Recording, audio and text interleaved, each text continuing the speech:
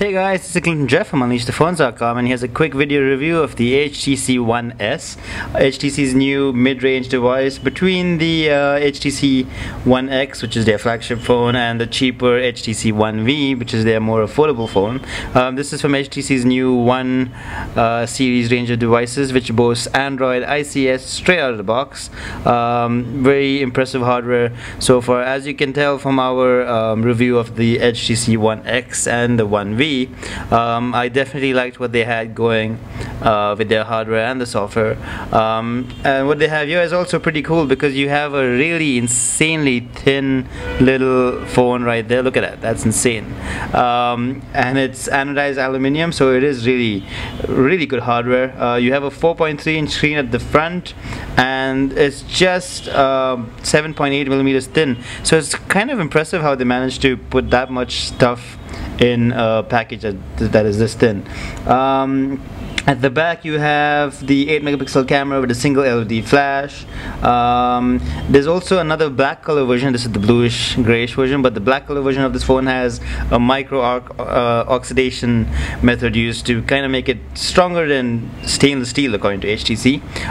It's still just about 119 grams of weight, even though it's mostly metal, which is very impressive. Just to show you a little bit of the ports all around, you have a micro USB port right here on the left side. Nothing at the bottom or on this side. You have the volume rocker switch. Seems to work pretty well. It's easy to feel and use. Similarly for the power key right here and the standard 3.5mm audio jack. At the top right here, I'm just going to try and slide it out and show it to you, though it's a little bit of a hard thing to take off. You have a little slot for the micro SIM card. There's no micro SD card slot in here, unfortunately, and you can't remove the battery, which might annoy some people. Right. Coming back to the screen, you have a huge 4.3-inch Pentile Oled display. It's kind of complicated to explain, but Pentile means that some things might appear a little bit choppier. If I can just zoom in and show you, it's actually not noticeable at all. I couldn't notice it, but I know some purists might notice it, especially where there's gradients, for example. I didn't think it was that big an issue, but you know, there are some people who do not like Pentile that much. Of course, with a screen of this size, I don't think it matters that much because it does look quite beautiful. Alright, so coming to viewing angles are really good. As you can see, you can really look at it from all angles, and it's nice and bright. Definitely one of my favorite screens on a mid-range device. The whole package is just really impressive.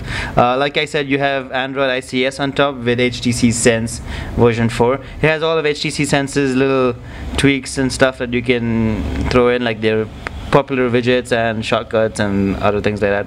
Nice customizations overall. Even the lock screen is pretty cool.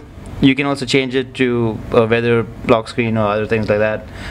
Powering this whole thing is a Snapdragon S4 processor, at a dual-core processor at 1.5 gigahertz.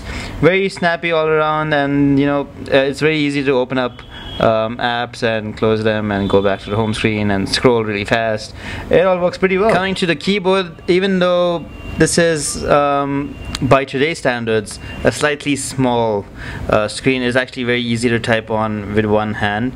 I actually thought this was really convenient to type on, and of course it gets better when you go to landscape mode. Definitely like the keyboard on this. Coming to media, you have Beats Audio built in, which is very useful, but only works if you have a pair of headphones plugged in. You can sort your music by artists, album, songs, etc. You can also play DivX Next Video right out of the box, and you can also view your camera shots right there in HTC's nice little modified camera app. Works really well, looks really nice. I don't know, I really like this phone, so as you can tell, I'm a little bit biased in this review. One thing that's worth noting is the camera is the same 8-megapixel camera with the same UI as all over. Looks quite nice. You have HTC's little customizations here and there, like one menu to control your video and image options, and various Instagram-like effects that you can put in. You can take a picture right there by snapping. It'll take it in about a second, thanks to HTC's image sense processor chip in there. And you can also record a video just by tapping on that, and it'll start recording a video automatically. It takes video at 1080p HD, which is very impressive. And I've already told you about the 8 megapixel camera pictures. What is very impressive though is that you can record a video and take a picture while you record your video, which is not heard of outside of HTC's phones right now. Coming to the loudspeaker, it's pretty okay, very average. You might miss a call or two, considerable considering the size of the device. I don't know, something that's worth noting. Yeah, I guess that's about it. Apart from that, the camera, like I said, takes very decent pictures, little noisy now and then. It's actually much better than most of the other mid-range phones that I played with. Coming to call quality, there is noise cancellation, so you can hear voices loud and clear, and vice versa for the people on the other end of the call. Coming to the web browser, you have the stock internet browser available, which works pretty well. Takes a little time to load. Of course, it runs Android ICS, so I would install Chrome, which is the first thing I did. This is, of course, just to show you the stock browser. It works really fast. You can also have a little toggle there to see a desktop version of the site in case you don't want to see a mobile version of the site. And as you can see, it scrolls really fast and nice. One thing that's worth noting though is that the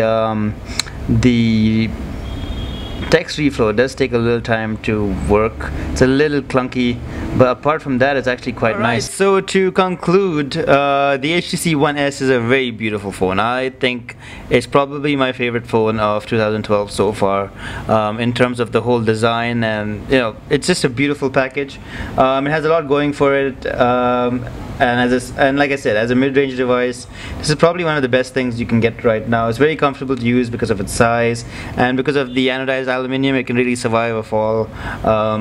And I don't know, the build quality is really impressive. HTC has really stepped up their game with their devices, and this is definite proof of that. One thing that might bug people is the Untitled display. Like I said, might annoy some people. I can't really notice much difference in there. Apart from that, the call quality is really good. You can't remove the battery though, which is another thing that might annoy people, but there is pretty good battery life. It lasted me about a day on full charge.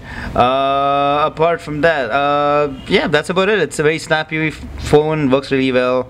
I would say it actually works a little faster than my One X in some occasions. The only alternatives would be the Samsung Galaxy S2 and the Sony Xperia S, which are in the same spec sheet. Cost a little bit more or less depending on what you want. And yeah, that's about it, but don't take my word for it. Check out our detailed review on unleashthephones.com, and if you guys have any questions, let me know in the comment section below.